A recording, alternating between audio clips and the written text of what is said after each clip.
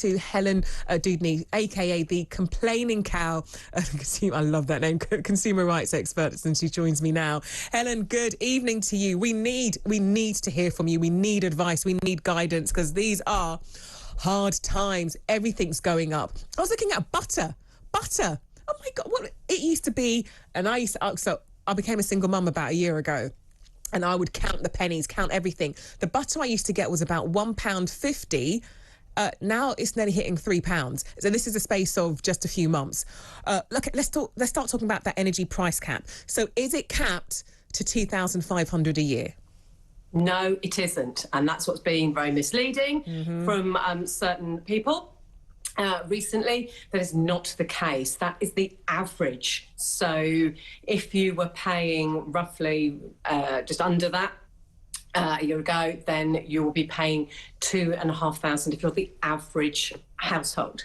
So the cap is actually on the unit. So it's the 10p for a kilowatt for gas and 34p for electric. So you work it out on that. You know, so for one-bedroom flat maybe 1,500, and a three-bedroom detached house would be 3,500. You know, roughly averages. So we're not looking at being capped at 2,500. So do not go around looking at how much energy you can use and putting so much on and everything on and thinking you're going to be capped at 2,500. You are not. That is the average. It is the unit price that is capped. So does that mean it's not really the savings that people will be seeing when it comes to energy bills, that's actually been touted over the last few days?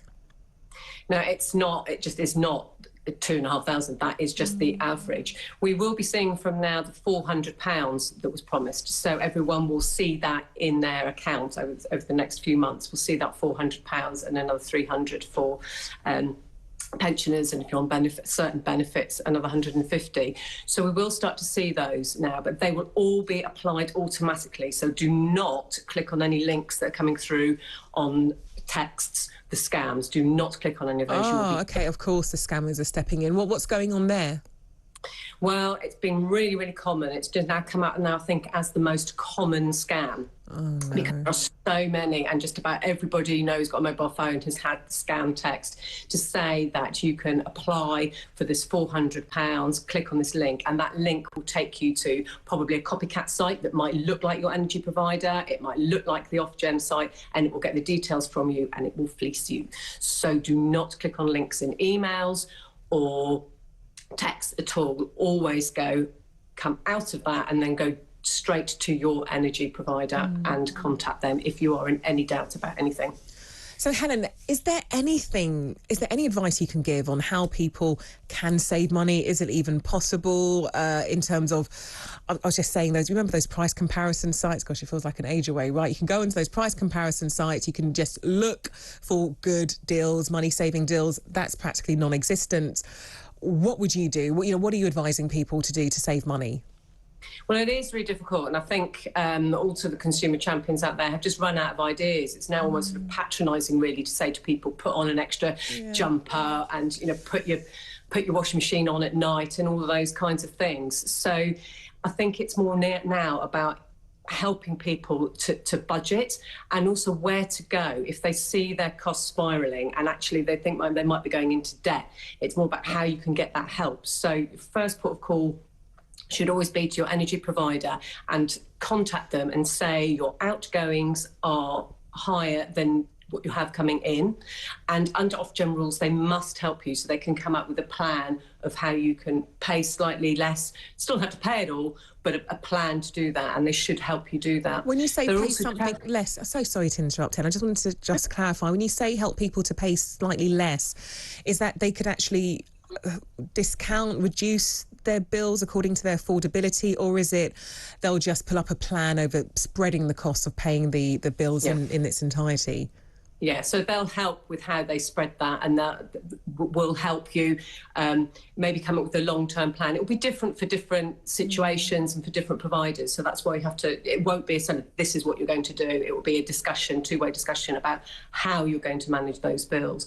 But also they may have funds, like British Gas will have charitable arm where they might give grants, but also if you contact charities like Turn to Us and Step Change, they're able to help with budgeting, but also to guide you to where there are benefit calculators.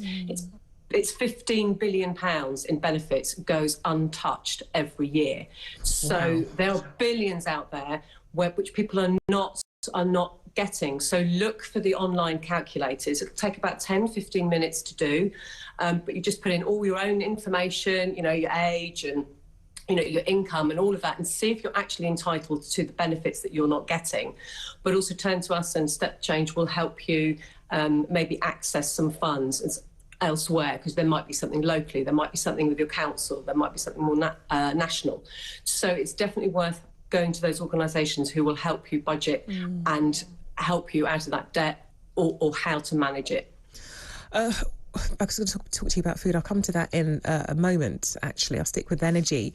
Only because are there some energy providers who are behaving better than others? So we had Ofgem this week talk about British Gas actually leading the way in better supporting its customers who are struggling, whereas there was a bit of a slap on the wrist for others. I mean, is there a case maybe could you switch to British Gas knowing that you're going to get a better support in this? But yes, what can you tell us about what Ofgem had to say about energy firms this week? Well, I would say it's difficult to recommend one against another one, because British Gas were being slated only a couple of months ago for other things that that some of the providers were putting up the direct debit more than it needed to be.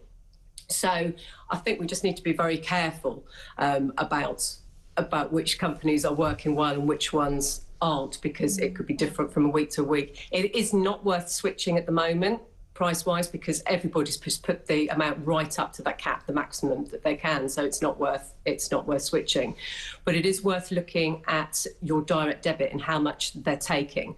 And if it does look like it's actually more, and are you in credit? If you are in credit, then you can get that back if you want to, but you might want to build that buffer. As we're going to be putting heating on, you might want to build that buffer so that it helps track you. So if Octopus, for instance, have got that they're being very transparent and saying they're taking an extra amount so that you're on track to pay the right amount by March, for example. So it is worth just checking that out. And if you're not happy with your provider and their customer service, then you can always take your complaint to the Energy Ombudsman, who will decide, and they have to abide by that.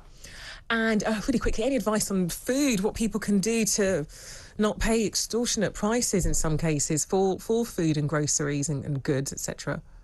Well, again, it's just it's out there. There are lots of cashback sites. It is worth trying the cashback sites. So you've got Top Cashback, Jam Donut, Quidco, yeah. So we use them all, but there's Olio, there's Shopmium, and Checkout Smart, and they are worth looking at, because if you go onto the site, you can literally do your normal shopping, but they will have certain products and certain things that you can buy that will get the discount, and you can get the money back. Certainly use your loyalty cards and check that maybe one thing's cheaper in another shop than another, which can get very complicated and time consuming, but it will save you that money. Okay.